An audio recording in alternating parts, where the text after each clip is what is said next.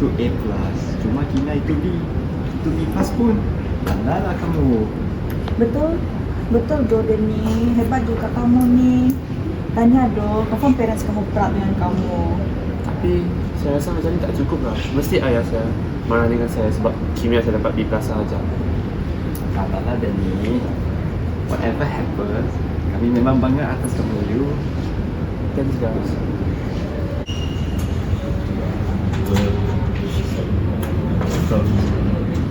Okey kelas, kamu orang semua sudah dapat isi keputusan masing-masing. Sekarang simpan, balik nanti bagi ibu bapa tengok ya. Sekarang kita akan mulakan pembelajaran hari ini.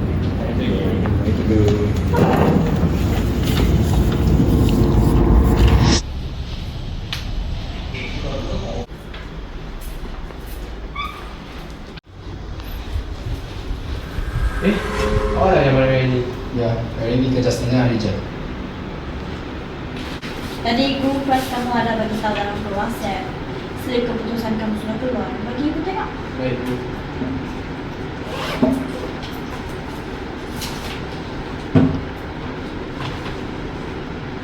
Hai, kenapa B+ untuk kimia? Tengok. Kamu tak belajar baik-baik ke? Ajar. Lalang betul lah 1 jam B+. Saya rasa kamu tak usaha lagi ke? Takkan A+ pun tak dapat. Minta maaf ayah ibu. Saya rasa saya belum mahir lagi dalam subjek kimia ni. Macam mana lah kamu ni? Macam mana mau kau SPM? Saya rasa SPM ada 6 bulan lagi. Saya yakin saya dapat perbaiki keputusan saya ini. Kalau itu, pasti kamu belajar betul-betul. Jangan malukan ayah dan ibu. Baik Bu. Baik.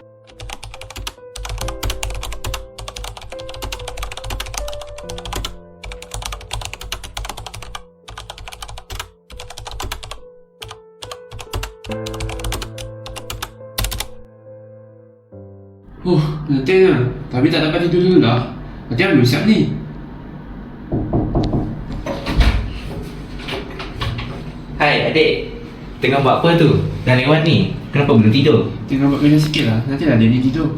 Oh, jangan tidur lewat sangat, nanti hantu kacau pula. Jam berapa ni?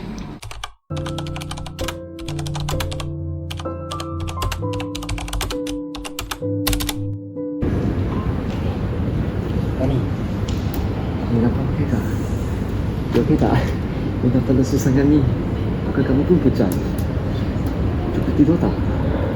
Dia nampak macam memang kan? Dia nampak macam panda. Cuma kamu tidak comel je. Itulah, kamu pun makin susut juga ni. Kamu ada makan ke? Macam tak makan je kamu ni. Kamu mau jadi kerjana ke ni? Hahaha, gurau. Saya okey saja, cuma kurang sihat. Cuaca malam ni panas sangat lah. Benny, tapi tu sejak dapat sleep hari tu kan, kamu macam nampak lain sikit lah. Orang tua, kena marah orang tua kan? Pasal sleep tu. Macam ni aja. Sejak hari tu kamu sudah membisu pasal ini. Sebenarnya, orang tua saya tak puas hati dengan past result saya sebab saya tak dapat straight A dalam peperiksaan tu. Kamu orang ni dari tadi cakap saja. Denny, cuba kamu jawab soalan nombor 5. Baik cikgu.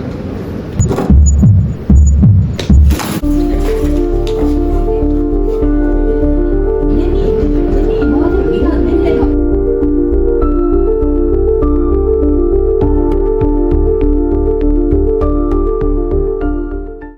Okay, Tuan. Denny okey kah dekat rumah? Okey, Encik. Okay. So basically tekanan darah Denny sekarang sangat tinggi disebabkan dia kurang tidur. Saya tahu sebab kawan-kawan dia ada inform dekat saya yang dia hanya tidur 1 jam sehari dan dia juga kurang makan. Jadi disebabkan itu kadar denyutan Denny sangat tinggi dan itu sangat bahaya untuk dia. Dan saya rasa dah seminggu dia ulang rutin yang sama. Jadi badannya tak dapat tahan dengan benda itu. Jadi disebabkan itu dia pengsan tadi. Jadi saya harap tuan-puan bagi kerjasama dan bagi dia rehat dengan cukup dan pastikan dia atur juga masa dia untuk belajar dan makanan. Cakap mana ni? Kenapa saya kena tampal? Jangan bangun dulu Daniel, kamu masih lemah. Tadi doktor beritahu tekanan darah kamu masih tinggi kerana dalam seminggu ni kamu tidak cukup untuk tidur dengan makan. Sebab itulah kamu pingsan. Ibu minta maaf ya sebab kamu terkesan dengan kata-kata ibu. Ayah pun juga nak cakap minta maaf kerana terlampau memaksa kamu untuk belajar. Lepas ni jangan belajar sampai lewat macam ni lah. Belajar sederhana cukup. Ya, betul tu. Balai rumah nanti kita pergi makan ya. Kamu mesti makan banyak-banyak, okey?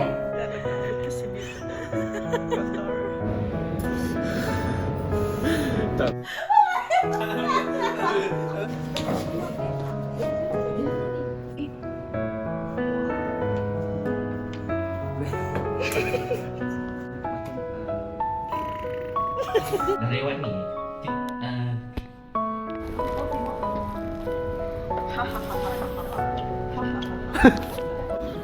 Falsafah yang dapat dikaitkan dengan cerita ini adalah falsafah pendidikan kebangsaan.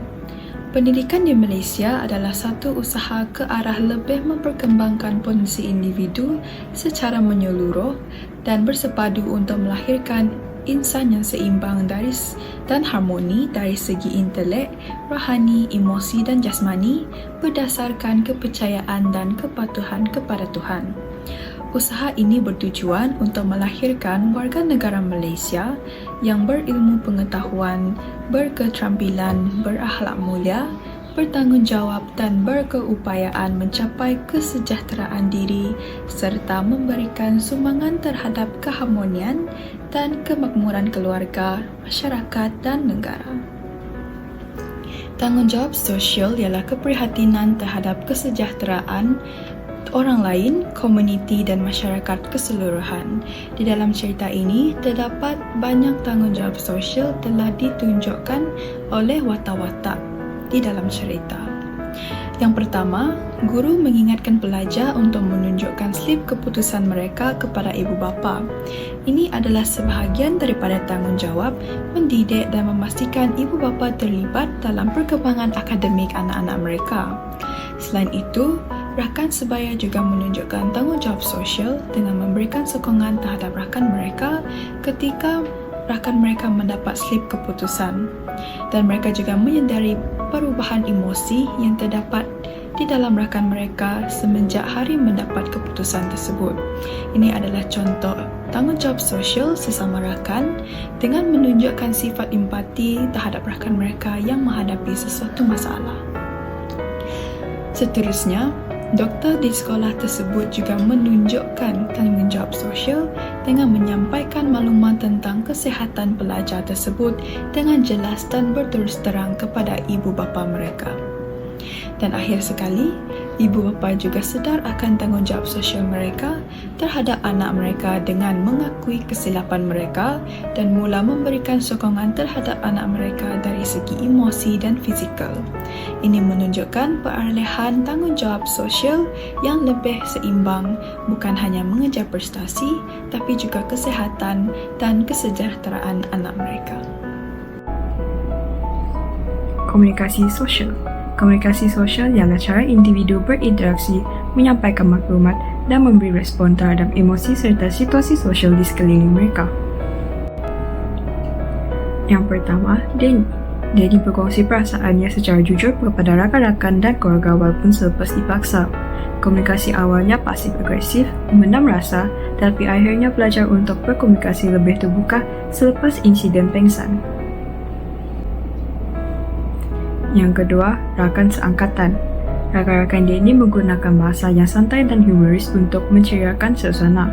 Mereka menyatakan kehubungan terhadap Danny secara langsung, komunikasi sokongan. Yang ketiga, ibu bapa pada awal cerita. Gaya komunikasi bersifat menekan dan membandingkan Danny dengan abangnya. Bentuk komunikasi yang tidak sehat dan menyebabkan tekanan mental kepada Danny. Namun, pada penghujung cerita, mereka mula berubah kepada komunikasi yang lebih terbuka dan penyayang. Keempat, guru. Guru menegur secara profesional dan menjaga batas semasa kelas, menandakan komunikasi berautoriti tetapi masih empati bila berlaku kecemasan. Yang kelima, doktor. Doktor menggunakan komunikasi terus terang, profesional tapi juga ringan dan mesra. Gaya komunikasi yang berkesan dalam mengendalikan kesihatan remaja. Kesimpulannya, tanggungjawab sosial dan komunikasi sosial dalam skrip ini bukan sekadar elemen sampingan. Ia adalah teras utama yang tunjukkan bagaimana tekanan akademik boleh berlaku bila komunikasi tidak sihat berlaku dalam keluarga dan bagaimana sokongan sosial boleh menyelamatkan seseorang daripada terus hanyut dalam tekanan.